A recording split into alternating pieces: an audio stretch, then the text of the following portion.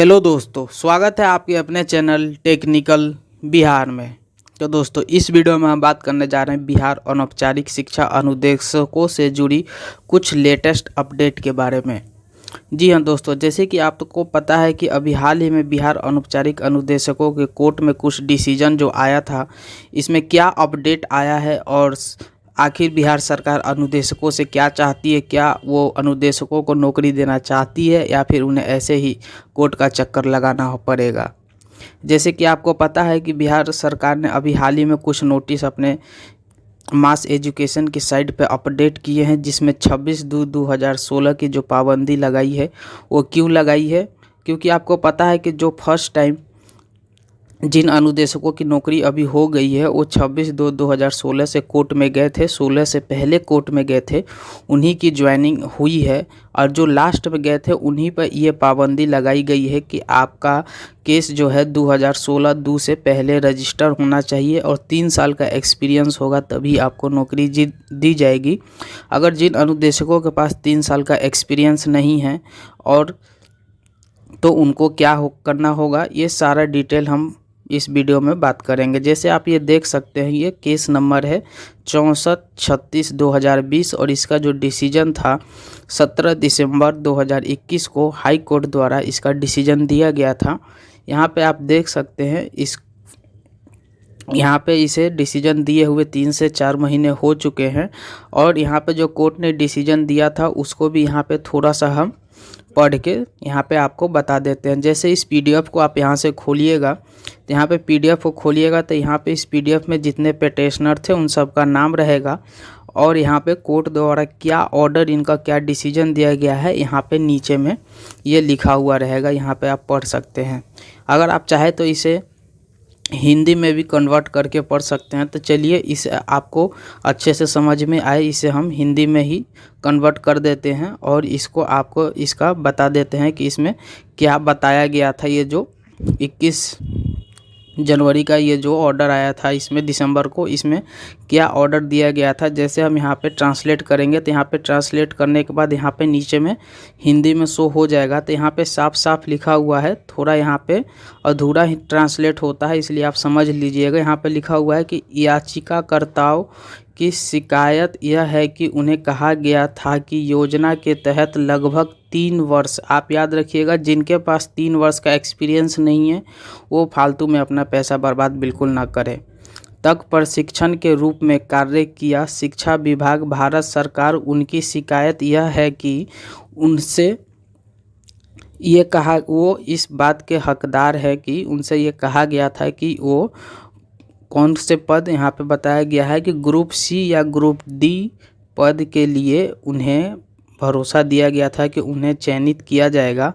यहाँ पे लिखा हुआ है कि प्रतिवादी को एतवार यह निर्देश दिया जाता है कि प्रत्येक याचिकाकर्ताओं के सेवा विवरण पर ध्यान दे और पता करे क्या प्रत्येक याचिकाकर्ताओं को एक के खिलाफ समाहित किया जाएगा तृतीय श्रेणी या चौथी श्रेणी के पद के लिए या नहीं। यहाँ पे कोर्ट ने बताया है कि आप इनकी जांच करें कि ये ग्रुप सी या ग्रुप डी पद के लिए एलिजिबल हैं कि नहीं हैं, और ये जांच करने के बाद आप हमको 4 महीने के अंदर बताएं और अपने आधिकारिक वेबसाइट पर भी इसका विवरण डालें कि ये एप्लीकेबल हैं कि नहीं। तो जैसे कि आपको पता है कि ये दिसंबर का डिसीजन था और इधर 3 से 4 महीने हो गया है। तो यहाँ पे कोर्ट ने, जो बिहार की ऑफिशियल साइट है जहाँ पे मास एजुकेशन है, वहाँ पे इनका अपडेट आ चुका है। जैसे आप ये देख सकते हैं कि एक और केस है जिसका डिसीजन 11 जनवरी 2022 को हुआ था, केस नंबर 1034 है। इसका भी आप यहाँ पे पीडीएफ जाइएगा देखने के लिए। तो इस पीडीएफ में भी यही यहाँ पे कोर्ट द्वारा यही बताया गया है कि इसमें भी 6 से 8 महीने का समय दिया गया है। बिहार मास एजुकेशन, जो एजुकेशन मिनिस्ट्री है, जो इन सब की ज्वाइनिंग कराती है, और यहाँ पे 6 महीने में यहाँ पे बताया गया है कि आपको कोर्ट को यहाँ पे जवाब देना है। यहाँ पे नीचे में लिखा हुआ है कि period of 6 month for the date of receipt of the petitioner respondent, मतलब 6 महीने के अंदर आपको ये बताना होगा कि ये इस कार्य के लिए एलिजिबल है कि नहीं एलिजिबल है। तो ये बहुत पहले कोर्ट ने ऑर्डर दे दिया था, लेकिन अभी हाल ही में मार्च के महीने में जो बिहार मास एजुकेशन है उसके साइट पे ये अपडेट किया गया है। जैसे आप देख सकते हैं, ये बिहार शिक्षा विभाग का ऑफिशियल नोटिस है और ये यहाँ पे नोटिस में लिखा हुआ है 11 मार्च को ये नोटिस पब्लिश किया गया था। यहाँ पे केस नंबर देख सकते हैं कि 6436/2020 से रिलेटेड केस के बारे में यहाँ पे बताया गया है। इसका PDF हम ग्रुप में डाल देंगे, आप वहाँ से पढ़ के समझ लीजिएगा। जो इसमें इम्पोर्टेंट टॉपिक है हम उसी टॉपिक को यहाँ पे विस्तार से आपको पढ़ के बताएंगे कि बिहार गवर्नमेंट आखिर क्या चाहती है अनुदेशकों से और क्यों उनकी बहाली नहीं देना चाहती है। तो यहाँ पे बिहार गवर्नमेंट ने अपनी 2 शर्तें रखी हैं, तो वो 2 शर्तें यहाँ पे आप देख सकते हैं, यहाँ पे लिखा हुआ है। और बहुत सारे लोगों को ये 2 शर्तें मालूम भी होगा, लेकिन कुछ लोग इसे नहीं जानते होंगे। यहाँ पे लिखा हुआ है कि उपर्युक्त पारित आदेश के आलोक में अनुदेशकों के रूप में समायोजन के लिए संबंधित अनुदेशकों को निम्नलिखित 2 शर्तों का अनुपालन करना होगा। जो ये 2 शर्तों का अनुपालन करेंगे उनकी नौकरी फिक्स है, जिसमें से जो पहला शर्त है वही सबसे इम्पोर्टेंट शर्त है। दूसरा शर्त तो सबके पास ये एप्लीकेबल है, लेकिन पहला शर्त आप देख सकते हैं कि समायोजन के लिए संबंधित अनुदेशकों को 26/2/2016 से पहले, मतलब 26/2/2016 से पहले आपको हाई कोर्ट में आपका नाम से कोई केस फाइल होना चाहिए अनुदेशक से रिलेटेड, तभी आप इस नौकरी के एलिजिबल हैं। और आपके पास 3 साल का एक्सपीरियंस होना चाहिए। आपको हम बता दें कि जिन लोगों के पास 3 साल का एक्सपीरियंस नहीं है वो फालतू में अपना पैसा ना गंवाएं। अगर आप बनवा सकते हैं एक्सपीरियंस तो बनवा लीजिए, अदरवाइज इसमें फालतू का आप ट्राई ना करें।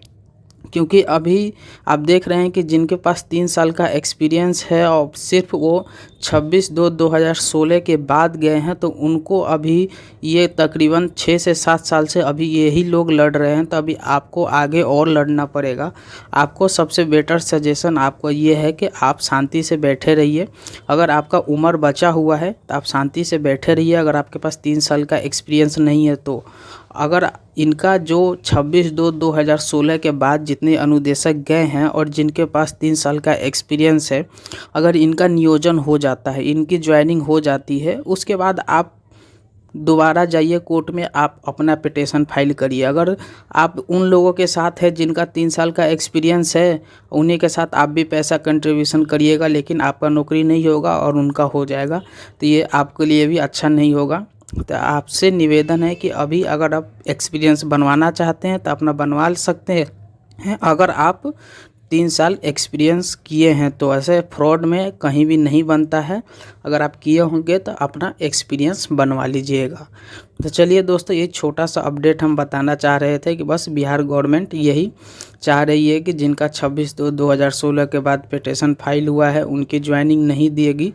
लेकिन क्यों नहीं देगी, उसे देना ही पड़ेगा, क्योंकि सारे लोग इसमें लग चुके हैं, सारे लोग एकजुट हो चुके हैं। तो चलिए दोस्तों, आज के वीडियो में इतना ही।